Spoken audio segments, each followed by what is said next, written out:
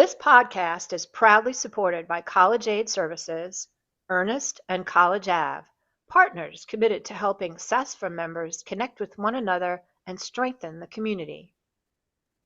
Hey, Bill. Hello, Daniel. Gosh, it just seems like yesterday or this morning or at some point in time that we were doing this. It's so good to see my reflection in your glasses.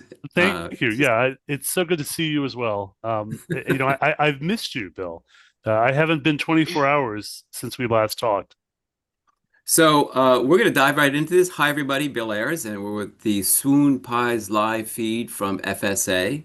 And by the way, as someone asked, well, there are a couple of questions that I've been asked over the last 24 hours, and I will go in no particular order. That intro where you hear the sponsor for SASFA, that's my wife, Liz. And a little story behind that. She doesn't know that I've used her voice. I got a new microphone one day, and I said, hey, you know what? I want to calibrate this. Calibrate. Could you read this for me? And she did a couple of takes, and she walks away, and I thought, oh boy. So I'm getting her back for not listening to the podcast. So we're going to continue. One day, someone will say, I heard you on a podcast. I will get the silent treatment for 5 or 6 days, but that's okay. So listen, everyone, we have, I think, a great episode. We are live, so anything we say is literally off the top of our pointed heads, so forgive us. But Daniel is here with two more very special guests that he'll introduce in a little bit. But two show notes. Number one, I've gotten two questions over the last 24 hours about what is a swoon pie. It's like saying what a unicorn is. I will simply say you have to go back to the podcast on Apple and Spotify. In episode one, we explain it. I'm not going to explain it again. I simply can't. Thank God. Thank Thank God. God, because that would be another 20-minute exercise. No, and besides, I break into sweats whenever I have to explain it. But think of it this way: you take the SASFA P&P, you take the U.S. Trademark Office, a bakery in Memphis, and a cease and desist letter to Joan Bailey. Shake it up, and that's swoon pie. Period. Let's move on. The second thing is, I was also given a nod that we're confusing people, Daniel, in that we've been saying today we're covering this. You'll hear it tomorrow. Tomorrow we hear today, and then we refer to yesterday. So if there have been several people who've confused, saying, "Wait a minute, what am I hearing, and when am I hearing it?" So as if we don't have enough to be confused about at FSA. Don't worry, kids. Just listen to We're what you're listening to. we're financial aid officers. We're used to operating in three academic years at once, so I don't think the time issue is all that complicated, actually. So it is Thursday at 6:03 Eastern time. If you're watching us on YouTube, that's when we're live streaming. This will be in the podcast feed tomorrow, Friday. So yes, when I say tomorrow, I mean Friday. Friday. And you may be listening to it Friday, but yes, for us, that's That was tomorrow. yesterday. Now we have today. And so, And can I just say one more thing, which is that sure. tomorrow, which is Friday, we will do another live podcast at 2:30 to wrap up our live podcast feeds from the FSA conference. Okay. So yes. Thank you very much. And lastly, yesterday you heard our overview of the episode. I was in the room, well, in the room where it happened, which we all know is a lyric from Hamilton. And so I'm very open about this. I'm a boomer, but I think I'm a very relevant boomer. So I can come out with pop culture and so on. So this morning, first thing, I sent Daniel a text saying, hey, let's pivot off Hamilton. How about it, Daniel? Why don't you come up with a show tune or lyric? And he comes up with, Well, as a relevant non-boomer, my choice is everything's up to date in Kansas City from the ever popular Oklahoma, because we kept on hearing today that everything's up to date, everything's up to date, everything will be up to date. So that was one okay. option, Bill, which, So wah, wah. anybody The who, other option, yes, go go ahead. ahead. No, No, the I other welcome option anybody. was, yeah, the other option was from rent, and it was going to be Mhm. rent, rent, rent, rent, rent. We're not going to pay rent because everything is rent. And in that instance, rent refers to not just rent, but also broken or rent or ripped apart. And there's some things that are broken and ripped Right. apart that we're going to talk Okay. about. But yeah, If you ever tell a joke, Daniel, you have to explain it. Okay, just it's not that funny. You know what? These poor people are looking really, really awkwardly at us. I know they Why don't are, we and introduce we them? should let's get on with it. Okay. Yeah, So yeah. Daniel, take it away, will you? Thank you. So I'm going to start with my good friend I'm looking on the podcast feed below me on the video, and that would be Katie Conrad. Katie, why don't you introduce yourself like someone needs to be introduced to you? Who are you and where are you from? First of all, Bill, I want to tell you that I tell Daniel all the time that he's not funny and that his jokes sometimes just don't land. So I want to go on record first to say that. Um, and that he is definitely one of my good friends. So I'd like to poke fun at you, Daniel. Thank you. I am Katie Conrad. I work my paying job at Georgia Tech, and I work my non-paying job with SASFA as president-elect for next year. Thank you. And above, actually, I guess on the podcast feed, to your right and to his left is Brad Barnett. Well, hey there, Daniel and Katie and Bill and everyone. I'm Brad Barnett, James Madison University. I'm happy to be here. Yeah, what comes to my mind, you want a saying, it's just Goonies never die. Financial aid officers never die. That's just, we need a t-shirt. I love Gotta be that. there. But before we do that, I know we're going to jump into serious stuff in a minute. Bill, I got to say the tie, man, it's, you got to explain that because that's one of my favorite places in the world. And you are sporting, I believe that is a Chick-fil-A tie. It's a trick life. So two things. Number one, this is going to sound very weird. When I see this tie, I think of you. Thank And you. thank you. Well, hold on a second. Are you, So wait, Maybe not. are you calling Brad chicken? Is that what I'm hearing? no, No. no. I'm still not over the one big beautiful bowl that Brad introduced it to at Thanksgiving. Come And so on. I just have this image of bones like flowing over his back. And so that's that. And we will move on. Seriously, we will get serious, folks. So the founder of Chick-fil-A gave this to me. I was at an event and I went over and I said, "Hey, nice tie." And he took it off and he gave it to me. So it's a very well-mannered franchise. I mean, what do they say to you every time you leave? It's I can't remember it serve you, how may I help you? So Yes, I can't remember yes. what it is.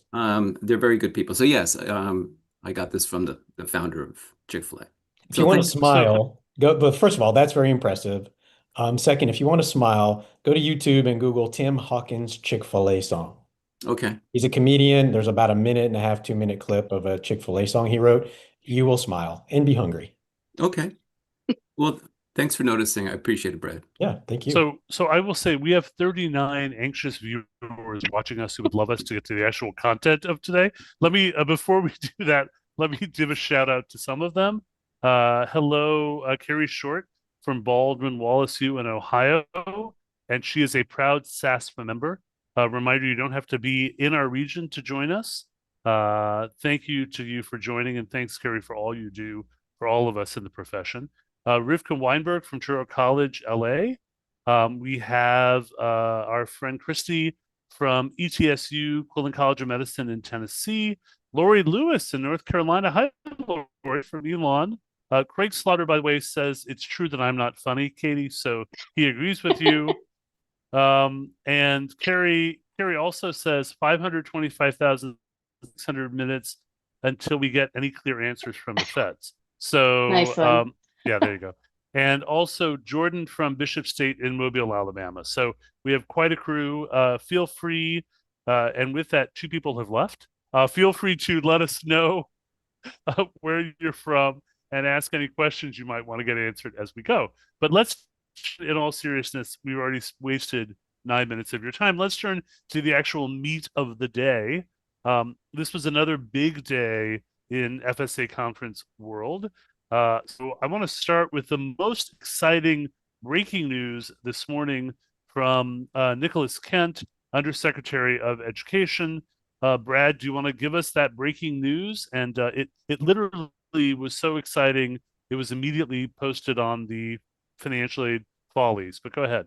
Absolutely. There were two big pieces. The first one that I know you're referencing is we will have an in-person FSA conference in December.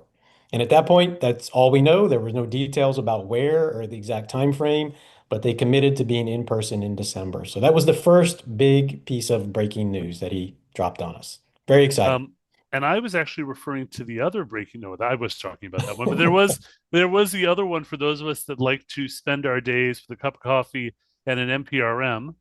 Katie, do you want to share a little bit about that breaking news from this morning? I believe the NPRM will be released on Monday. I think it'll be available to view tomorrow, but then the official notification will go out on Monday. And this is which NPRM? The ahead. Yes, the first part of the had the Pell regulation. So what we've all been calling workforce Pell, but what I heard today is Pell for workforce eligible programs. Yeah. So yes, it'll be in the Federal Register tomorrow, and then it will be available for review and comment starting Monday. So thoughts about that and about Nicholas's welcome this morning? I'd love to sort of get your feedback on both of those. I'll remind you, but Brad, why don't I you start? have, What was your sense of? Oh, go ahead, Katie. oh, I just have a clarifying question. Do we know if the other Pell pieces will also be included on Monday? The need analysis piece and the COA, aid up to COA. I would assume so because again, there were two different tables. So in the ahead committee, this should be the NPRM from the first table, which Correct. included all of the Pell pieces. So I would assume all of that Pell stuff would be part of this first NPRM. Yeah, what we've kind of heard all along is there were going to be two NPRMs, and they were going to basically be split up the way the head committee had their neg reg session. Did not say anything about when the second NPRM is going to drop. This was just about the Pell. No. No, I will say there was a round of applause for the announcement of the in-person conference. I think the feds have heard our feedback loud and clear. I think that's very clear that there's an inherent value in this. And Nicholas Kent, Secretary Kent, Undersecretary Kent did mention that there was a move from some folks at FSA to just simply not have a conference anymore because the virtual conference was not really well received. And instead of that, he fought, among others, to really make sure, as did James Verstrom, to make sure that we had an in-person conference, even though that was tough for them to pull off this year. And I give them kudos. This really has been a fantastic experience, and I'm Yeah. glad that we had it. So They did it in a very short timetable, which I know was challenging for all of us and why some people couldn't be here. Now that you know it's in December, hopefully people can plan in their budgets to try to make it, even though we don't know where and we don't know exactly when. You know that expense is coming if you want to go, and hopefully it'll be bigger, and they'll allow more than one person per institution to come. Other than that, I think what we heard this morning was what I expected to hear. I was chatting with someone before the session and they were asking, what do you think we're going to hear? And I said, well, I think what we're going to hear is some rah-rah and the positive things that they felt they've done. And I think that's probably going to be the big bulk of it. It was interesting that he did piggyback on something that Linda McMahon said yesterday, which is a comment that doesn't always go well in our community, which is making some of these changes to the loan programs is going to push institutions to lower their tuition. And clearly, they don't have a real understanding of how that works. But we heard that yesterday from Linda, and we heard that reinforced today from Nicholas. Other than that, I thought it was just kind of a rah-rah speech of things that they've done. And I don't mean to diminish that in a bad way, but no, it was what I yeah, expected it to be. and it was his personal story, which was also valuable. I mean, I True. That appreciated was hearing good. his personal story. Mhm. But I hear you, and I think the other piece is that it's clear that we're in a different era around sort of supportive higher ed. It's not blanket supportive higher ed. It's supportive higher ed that leads to transition as measured by earnings outcomes. So that's really the rubric now is does your program lead to better financial outcomes for students? And if not, right, then that's a problem. And that was pretty clearly defined and has been a consistent message. Yeah, Mhm. Katie, how about you? What was your sense of anything else from Nicholas's speech this morning that you want to highlight before we move on? Not a whole lot. I did appreciate that he started with a personal story. and did try to connect with us as financial aid professionals. I thought that was a nice touch coming out of yesterday, honestly. There was also a Fresh Prince of Bel-Air reference. So That was just good. that, I mean, he couldn't outdo Aaron's FAFSA jacket, but the Will Smith Fresh Prince reference was appreciated. So yeah, It was, and it got some chuckles. So it did. that was It did. So we had a break. We were promised coffee. By the way, I will say we are going to reveal tonight what we know about Lady FAFSA Down. So and spoiler alert, not much. But Lady FAFSA Down has done an excellent job on Finade Follies of providing some really fun recaps as we go through. She called out the fact that this was certainly a conference center problem. We had lots of coffee cups, but not a lot of coffee in the first break. But that got resolved by the second break. But we came back into our favorite Fed, David Bartnicki. I noticed, by the way, the SASFA group gave a huge cheer when he came on. And while I say the SASFA group, Emily from Mercer University is watching, Nancy from UGA, Sarah from KSU, Leanne from UWG, Emily, Carolyn from Wofford, Lori from Midstate, and Sam from Savannah Tech. Couldn't get the restaurant to live stream, but they're watching. So yeah, so there we go. And Leanne specifically sent you a Katie Conrad cheer, by the way, just letting you know as well. So anyway, so we came back to Dave Bartnicki, who got a huge shout out from the SASPA region, and we turned to the Pell for Workforce Programs session. And maybe we can talk a little bit about that and your takeaways from that session. Katie, I'll start with you. What did you take away from that, other than probably Georgia Tech isn't going to have an eligible program, I don't think, or will you?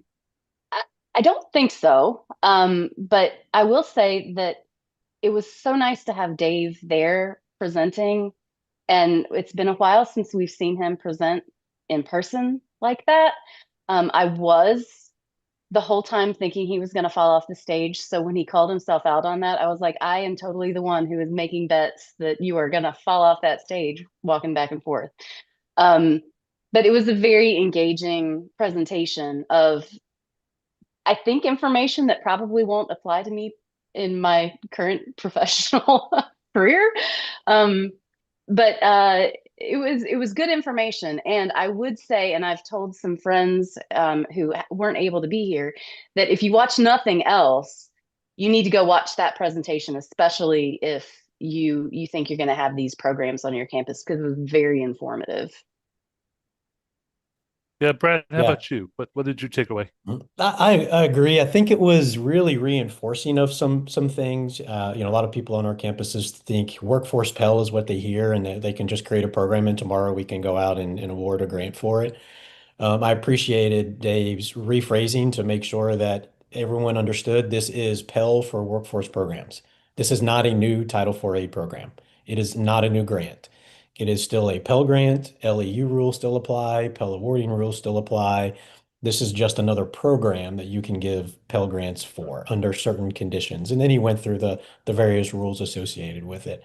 I don't know how many four-year publics or privates are going to venture into this area. It seems very community college technical school oriented with some of the career tracks and programs that they have. So for me on my campus, people have conversations about it, but I don't really know that it's going to go anywhere and we're going to do anything with it. Yeah, I'll agree. And again, I'm at a four-year private institution. We don't have really any programs that would come into this. I also think the limit on tuition charge to sort of the earnings benefit, I forget the name of what they called it. Do you remember the formal term? Value added earnings. That's the one. Thank you. It's the difference between your average income when you of people who start or who graduate, I think, from undergraduate programs compared to what your average earnings are for people from your program. So it's essentially what they gain from having gone through your program. That becomes your tuition limit. And so, that could be $8,000, could be $2,000. Let's say your average is $32,000. and people who leave your program graduate and start working at 35,000, then you're limited to charging $3,000 of tuition. That's a hard restriction to sort of, I think, live with, especially at a private four-year college. It might be easier at a community college or trader tech school. Well, it goes to the The other point. placement, right? Go ahead. It goes to the other point that you made earlier about how we're now looking at metrics on kind of return of investment a lot on what a college education costs. And we saw that with Linda's comments yesterday and Nicola's comments today about trying to hold tuition down by changing some of the loan programs. And now we have this on it for the Pell for Workforce programs. There's a lot of metrics and a lot of changes being centered around trying to keep costs down and or get return on investment. Well, and the fact that with this program, you need to have your governor sign off that it's a high demand program. You need to have a 70% earnings or completion rate and a 70% placement rate. So, there's some pretty high demands here for eligibility. So again, we'll see how many programs get created, but I thought, again, to your point, Katie, David did a nice job of walking through what this all means and how it all plays out. So, my congratulations to them for doing a nice job in getting that done. There were a couple of pieces that were shared that were relevant to all of us in this session, and that began with some information about the foreign income exclusion piece, which I'll come back to, as well as a little touch on the Pell for students who have non-federal aid that covers all of their cost of attendance. There wasn't a lot of answers there. It was just mentioned. And there was a mention of the fact that the AGI, for the purposes of determining max Pell, min Pell, will now include automatically the foreign income exclusion. I raised a question around FISAP income, but we'll see what comes of that. But I thought, again, it was a good conversation, good session this morning. What kind of caught my ear when he started talking about the limitation of Pell for students who already have their COA covered with non-federal aid. There was a hint to make sure you're looking at the NPRM for information on that. There was not a whole lot of detail other than that, but that there would be information on Monday. Well, tomorrow's Federal Register for preview and Monday for formal. Right. So, yeah. It's going to about be our options. Yes. So. Yeah, there's a lot of speculation around institutions right now about what to do with all that institutional aid, especially the athletic aid. Do you reduce it by $1 below the cost of attendance to allow people to have Pell? That's the question that keeps coming up over and over again. And I know after that session, I had two folks from other schools come up and ask me what we were doing, and all centered around that. Are you going to have all of your full pay athletes with $1 less so they can get full Pell? And if you don't, if that's allowed and you don't, then there's a competitive disadvantage when you're trying to recruit students to your school who may be doing something different. So I'm curious to see what's in the NPRM. I figured that that's what the hint was about, but I might I just do be too. speculating based on what makes me nervous. Yeah. So, anything else to say about that session before we go on? Okay. So we took another break. We caffeinated, and we came back to a data session about NIST 800-171, which is probably the most awkward acronym ever. But I actually thought it was a really good session. It wasn't so much focused on what you can share, but more focused on data safeguards and protections. I pretend to be a technical guy. I thought it was actually a pretty good session, and even for non-techies, I thought that they did a nice job of sort of walking through it. One of my favorite quotes. What was the MFA quote? Do you remember what he said? Something about MFA, multi-factor authentication. Do you remember that, Brad? You know what? I didn't write that down. I do remember when he said that, and we all got a little chuckle out of it. We did. Maybe someone on the chat can tell me or remind me. But the other one I wrote down was PII is like glitter, which I thought was really interesting, referring to the fact that personal identifiable information winds up all over your campus, and that you might think you have it under control, but PII goes everywhere. I thought that was a good description. It's very hard to get glitter off of your face, off of your clothes, off of everything. And so, that was a fun reference. But Hey, Daniel, may I ask a question, please? You may. I may. I think a lot of you know I have a particular interest in fraud prevention, and I was eager to hear how this was received, in particular with PII. And was this positioned as a a compliance enhancer, or was this positioned as this is good for your institution, drives effectiveness, efficiency, and so on? Thank you, by the way, to Emily Mitchell, who saved me. It was MFA all day. That was the quote. So, Yes. yeah. So it was positioned as something we need to be ready for. At present, we are not required to abide by NIST standards, but we probably could be at some point. And NIST standards, this document, NIST 800-171, has a number of recommended pieces that if you abide by, keep to what is the best practice. So I thought I thought it was a good reminder of how to protect the institution and the institution's data. Did they tie it back to the FAFSA verification process that they're putting in place that was announced yesterday? That Brad, seems to be no, not really, not the identity verification piece, but Brad, what did you think about the session? Yeah, they didn't get into the details of really what data is protected, what's not. There were a couple of high-level slides. That wasn't the purpose. I did appreciate the PowerPoint slides that gave you a visual of kind of how this is all over the place. And it was more of a suggestion on these are some standards you can abide by. This is how you need to collaborate on campus because this stuff is everywhere. And I will say, Bill, when you first started talking about how you have an affinity for, and you said fraud protection, I really thought you were going to say you had an affinity for glitter. And I had no idea where we were going to go with that. Because this was right after the glitter comment. So thank you for taking us down the fraud protection road. I don't want to know what you do with glitter on your spare time. But that aside, I thought it was a really good session to remind us of the collaboration across campus. And that's really what I took away from that. Daniel, I'm trying really hard to keep it together. You told me to be serious, and I'm trying real hard. Thank you, Brad. Thank you, Brad. Yeah. I'll keep poking you. Yeah. We'll see what happens. There you go. Poking the bear. Katie, what about you? What was your sense of the session? I wrote it down that we should use this publication as a checklist to do a gap analysis to see where we need to fill the holes. That's what I took from it. And that it would help us create our incident response plan. I liked that he referred to it as a checklist because that sounds less scary than NIST publication 800-171.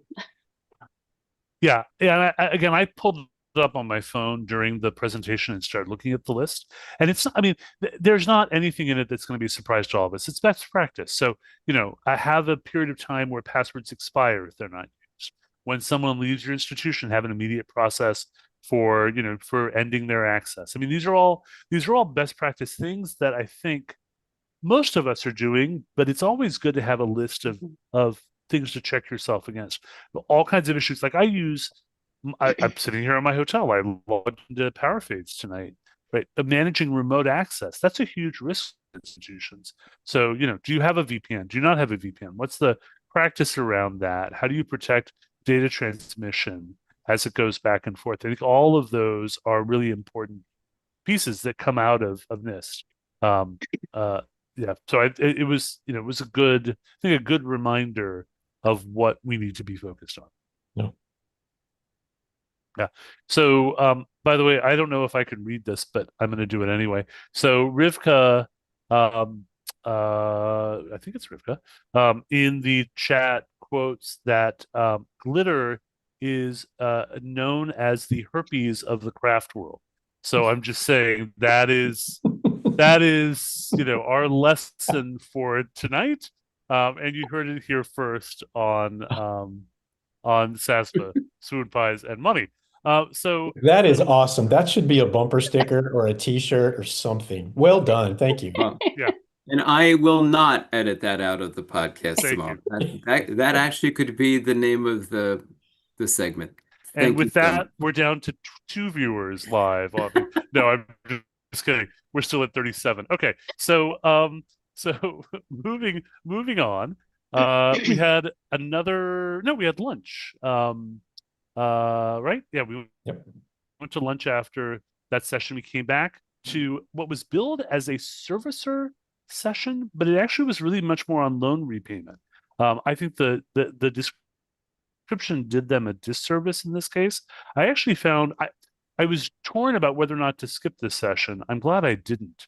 Loan repayment, I think for many of us, and I don't know where you are on this, I often think of loan repayment as not my problem because it's not, I don't talk to students about loan repayment. And so it's much more, they're out of my campus by the time they're figuring this out.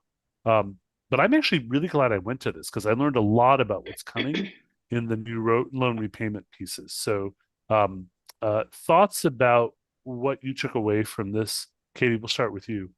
We're not allowed to call it rap, right? That's exactly true. No rapping. Do we understand why? Probably for the same reason you No, call COD COD. Okay.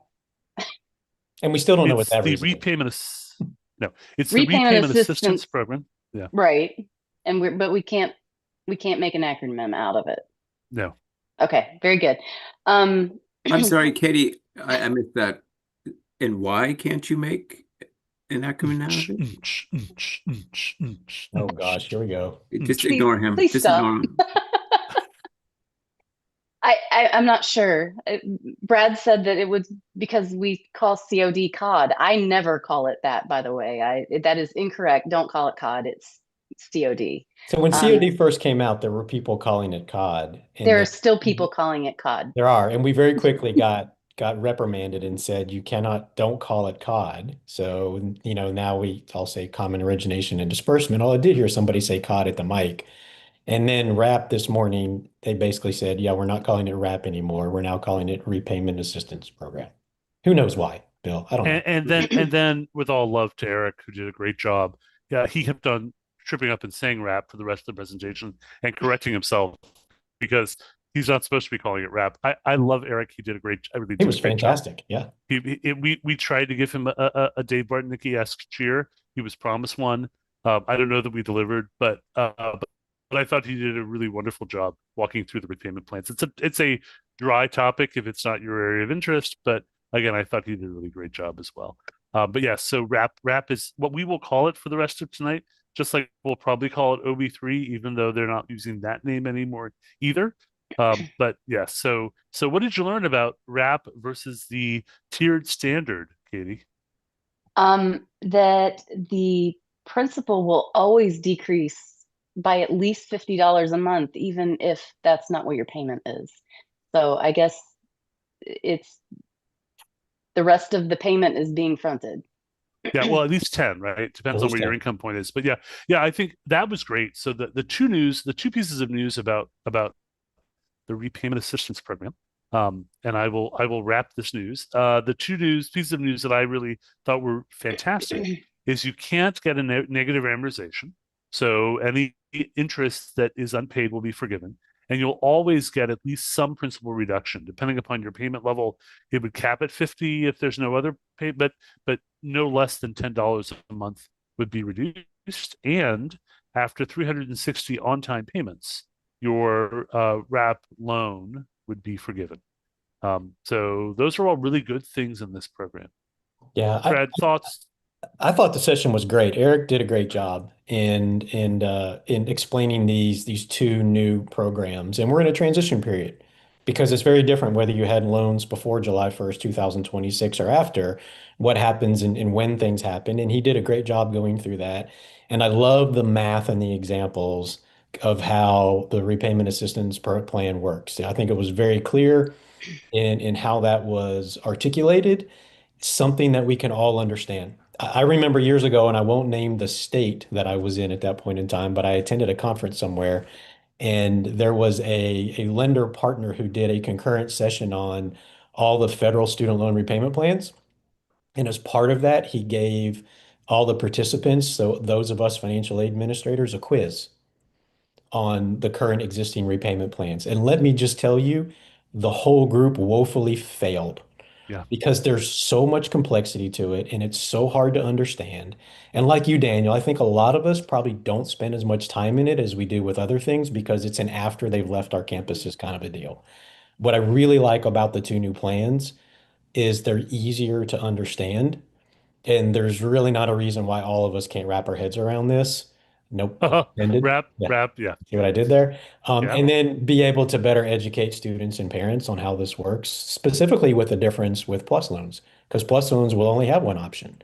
They can only go in the tier standard. If you get your plus dispersed after July 1st, 2026, they can't go into the repayment assistance plan. So there's a few little subtleties, but going down to two plans, and he explained them all very, very well. And the couple of charts he had in the PowerPoints were very helpful. So when these PowerPoints drop, I really suggest people go out and look at those slides. And hopefully this will get all of us in the financial aid world more engaged in repayment plans. And I will say, you mentioned the plus piece. I also think very important, and this message was repeated and repeated and repeated. If you're a parent borrower and you borrow a new plus loan after July 1, not only will you not be able to get into any of the old repayment plans, you'll just have tiered standard as your option. You also can no longer consolidate and qualify for loan PSLF, public service loan forgiveness. So just really important as people are thinking about borrowing plus after July 1, that they be aware of that. And they are going to put warnings and notes on the webpage. But from a counseling perspective, again, to your point, Brad, many of us may think it doesn't impact us because it's after graduation. But some of the decisions parents make now and students make now will impact the choices they have. And we have a counseling obligation to help families understand and students understand what the impacts of their choices are. I appreciated the distinction he made on the parent loans too, because it was he talked about how when you're repaying federal student loans, you have one repayment plan. So all of your loans are going to go into one repayment plan, and that's just the way it works, with one exception. Because parents don't have access to the repayment assistance plan, the RAP plan. They have to be in the tiered standard plan if they get a loan dispersed after July 1, 2026. But you have parents that also have sub and unsub loans. So the distinction was, in that case, they would be allowed to take those loans and split them up and use them under RAP, but that Parent Plus loan would still have to be under the tiered standard. So other than that, if you're getting a loan dispersed after July 1st, 2026, you kind of have these two options. Whether you like them or not, and I think we could probably debate all day whether people think they're good or bad or if there are faults in them. That's not the point of this. The simplification of it, which I think is something as a community we've wanted for a long time because repayment plans have been very confusing.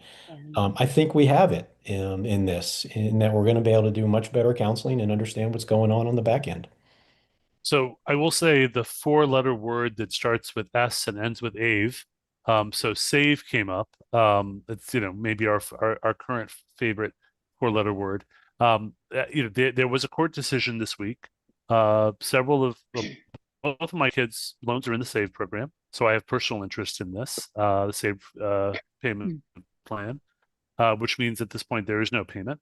There was not a lot of update from the department about what to do in those cases, but there was a note that pay, repay, and IDR are ending as of July 1, 2028, or sometime before that. And so students who choose those options or are in those options will be transitioned to a new plan at some point on or before July 1, 2028. So we'll see what comes of the SAVE piece. But Katie, anything else you wanted to add from the session? Anything we missed? We didn't talk about the loan repayment simulator. So that is being rebuilt and will allow borrowers to be able to compare the options and what that would look like for them. It even has a new name. It's going to be the repayment calculator, and will launch sometime this summer, hopefully by July 1. So that was what I took away from it. Yeah, that's exciting. And they're going to digitize the new application for the new plans as well, sometime later than July. But there will be a way for folks to do it digitally as well. So thank you for that. Yeah, I thought they're on top of a lot of the language pieces, which is important because there's a lot of counseling that has to happen of students, and they really want to make sure that their information is clear. And so Becca who was one of the other presenters, did share those pieces as well. Okay, so interesting question. Jan asks, does Graduate Plus get impacted by the no PSLF if someone borrows a Grad Plus after July 126? So no, I don't believe so. Although anyone borrowing after July 1, 2026 would really have only two choices, right? And that would be the standard or the wrap. Although, right, And the that's Parent true. Plus, right? And the Parent Plus is the only one that can't go into wrap, not the grad. The That's Grad right. Plus is okay. It's just the Parent Plus that can't go into wrap. That's right. Thank you for that clarification. Yeah. Okay, so that took us to the birds of a feather session, and I know Brad and I were both together in the graduate birds of a feather session. Mhm. Do you want to share? We got some news that I think was interesting in that session, specifically about a topic we talked about yesterday, which was the fact that only 25, 26 borrowers would be automatically coded as legacy borrowers in COD, and there would be no way to systematically update if a student was enrolled in 24-25, borrowed a loan in 24-25, but didn't borrow in 25-26. What did we hear, Matt? What did you hear as a takeaway from today's session?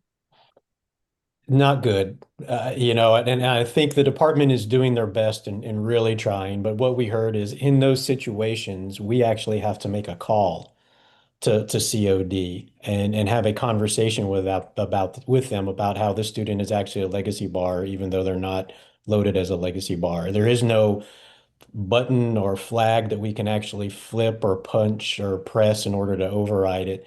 And that question was brought up, and then it was really interesting that the response was that they talked about adding some sort of an indicator that a school could set in order to override that and show that somebody is really legacy.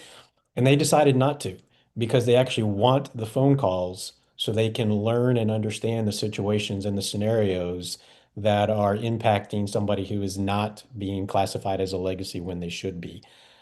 So I'm not sure I fully understand the business practice because I think you could still have a button or a flag and then ask for tools to communicate to you what happened. But this is literally going to generate phone calls in order for us to get those students set to where they're supposed to be. So we'll see how that goes. But that was intentional on their part so they could learn what's happening on our campuses.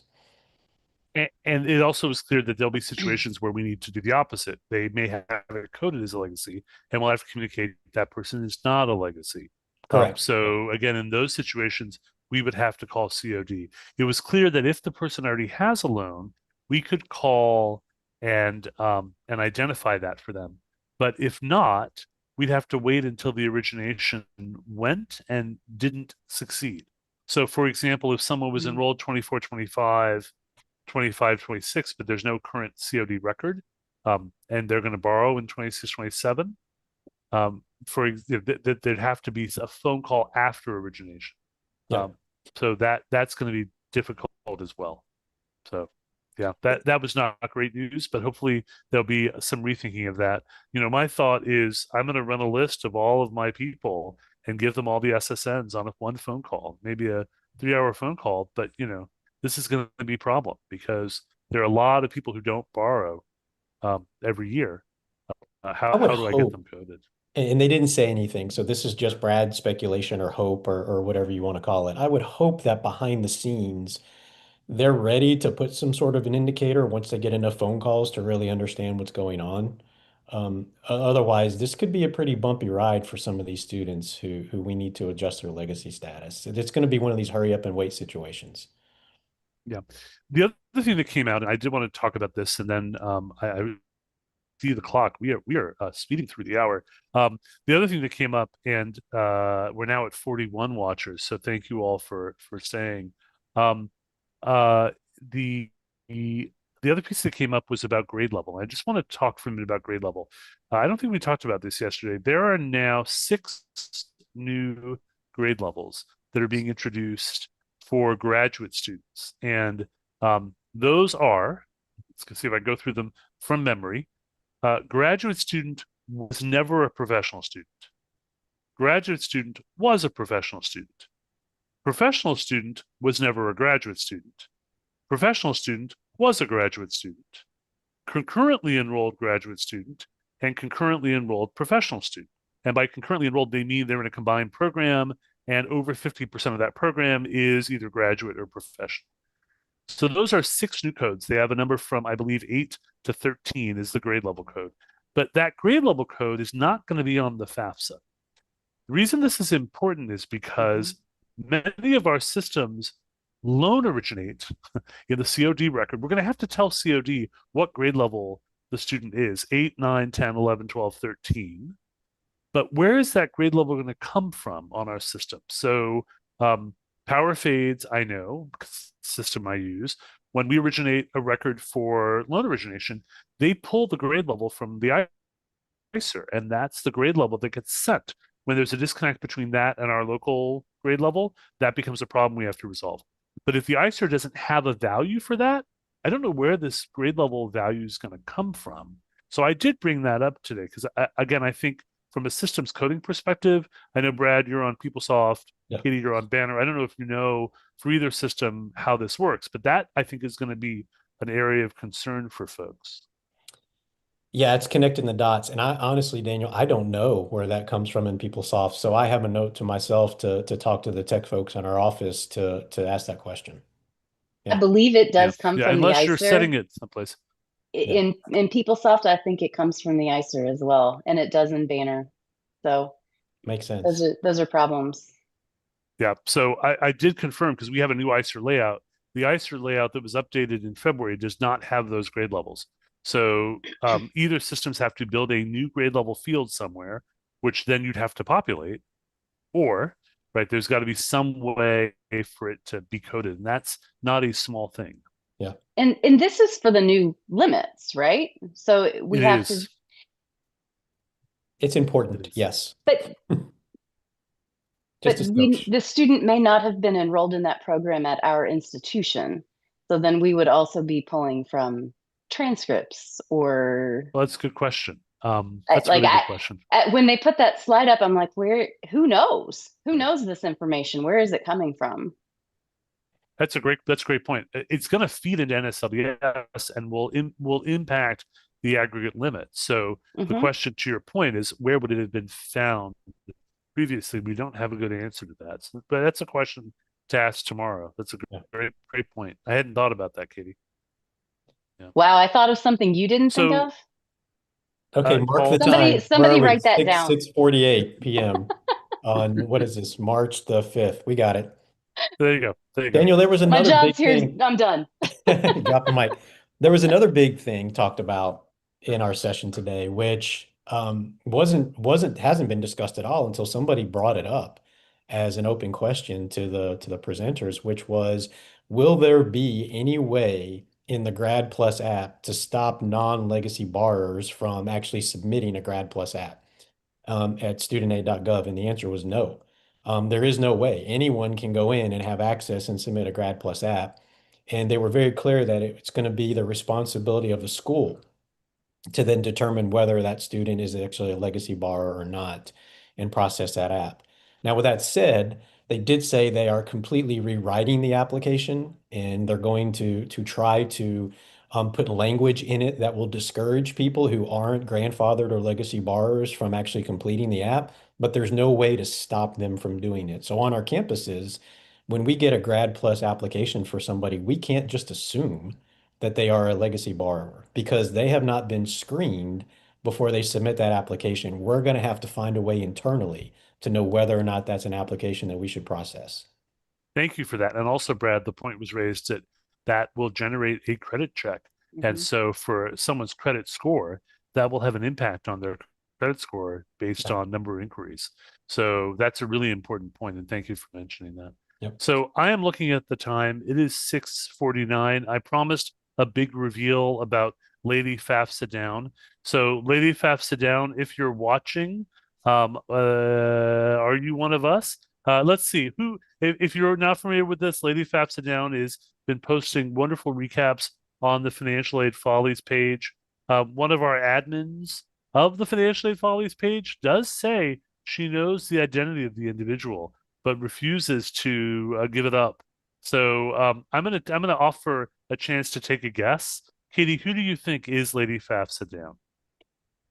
Well, initially I said it was you, but then your knowledge of Bridgerton really concerned me. So I changed my mind and I haven't had enough time to think about it yet.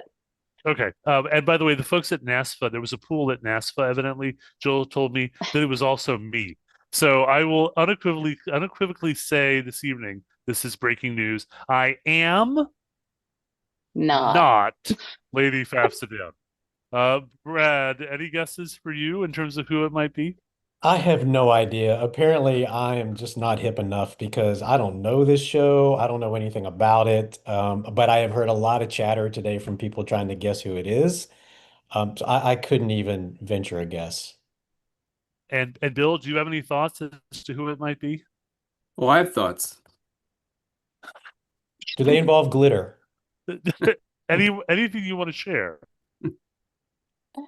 The best part about this evening is that I really am the straight guy and I'm just listening, but I'm going to go out on a limb. I'm going to say Linda McMahon. Okay, there we go. Thank you. Um, Great. and I'm going to say it's a SASFA member. That's my guess. Maybe Carrie can confirm. I think it's a SASFA member. I think the gender thing might be a play. I think it's actually a male SASFA member who's a Bridgerton fan. So I won't reveal the name of the person I think it is. But if it's you, please talk to me tomorrow because we'd love to have you reveal yourself on Friday's podcast. Wait, So, uh, we don't want you to reveal yourself on No. the podcast. no. Let's Reveal rephrase your that. identity. Reveal your identity on the. Thank you. This is going downhill quickly. Right. Bill, I think it's time for us to end. So, do you want to take us home? Daniel, can I mention just one thing before we take Please, home? And please. this, all right, I'm going to get like serious just for a minute. Um, Look, this is a stressful time, and I get it. I think back to what we've all been through over the past several years. We had COVID, we had FAFSA simplification, now we have this. And I remember when we were all going through FAFSA simplification, and there was stress, and it was work, and it was challenging. Everybody was wondering what was going on, and some people felt like the world was ending. And look at where we are today. FAFSA simplification is pretty much an afterthought. Granted, there are still issues, but to the department's credit, and Linda McMahon mentioned that, and Nicholas, the undersecretary, mentioned it as well. And I do want to give them props for mentioning that. So I shouldn't have glossed over that earlier. The enhancements to the FAFSA and the FAFSA process are things that we have never seen before. And we made it through it. The department eventually got up to speed and made it through it. And the technology is so much better. And what we're seeing right now is an easier, cleaner FAFSA process. But remember where we were and how we felt, right? And now we're going through OB3. Granted, it's a different situation, it's a different timeline, yet we're gonna look back in a couple of few years and we'll be like, okay, we made it through it, and we'll go through it again because that's what we do. And I think it's Amen. also important that we just keep in perspective that the department got handled this just like we did. Congress passed OB3. And as much as I would like the department to have a magic wand and fix all of this, they don't have the authority to fix everything that some people are asking them to fix. There are laws and NPRMs and final rules and statutes they can't override. Granted, things could be done differently in some ways, so I'm not sitting here trying to fully defend one way or the other. But just as a moment of understanding, they don't have all the answers either.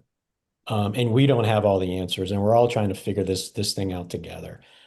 So as we move through this, I am 100% confident that we're going to come out on the other side of this, just like FAFSA simplification, and we'll just look back and it'll be a memory, and we'll move on to whatever the next thing is. So we're in this together. I'm so happy we're in person, and I really appreciate the department getting us back in person. From every federal colleague I've talked to, they are thrilled to be back in person.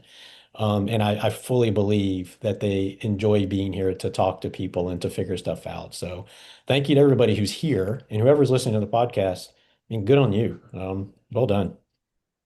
And by the way, I've expressed that gratitude to every member of FSA staff that I've met and talked to over the last couple of days, and they've returned that gratitude back. And Absolutely. it is a partnership, and I really believe that. And thank you, Brad, for calling that out. We will get through this. We will be fine. It will take us some time, And we will be here for each other, and that is what SASFA Swoon Pies and Money is all about, right, Bill? It's about being here for each other. So, Bill, do you want to take us out and take us home? Accentuate the positive. Thank you so much, Brad. I really appreciate it. Just one last question. I thought we'd keep it to the end. And Brad, you mentioned it. When do you think the slides will be out from the conference? We're talking about cascading them through, but any idea of the dates of when people can expect? No dates, but when they first said it was going to be roughly a week or so after the conference, so it sounded like a pretty quick Okay. turnaround. Yes. Positive. Slides and recordings within, they said a week after the conference. Yeah. Right. So. Okay, well, wrapping up, please, anyone, if you'd like to have some things mentioned for tomorrow, which is today, not yesterday, please send us a note at sasfapodcast@gmail.com. Anything you would like to hear from us over the next 24 hours or so. I really appreciate it. I appreciate all the support we're getting here. And thank you so much, Daniel, Brad, and Katie. I really appreciate you being here. And one last thing, I think if Leanne Hussey is listening, we do need a new show tune for tomorrow. Maybe the sun is coming up, some Annie reference, but I'll rely on Leanne, who's really the one I should have spoken to begin with. I mean, Hard Candy Christmas. I mean, let's go for a Dolly reference. But Katie, do you want to give us a Leanne quote at the end, and we can all clap in time? Absolutely. Good job. Good job. That was really terrible. Thank Yeah. you all. Thanks to those of you watching, and we will see you tomorrow.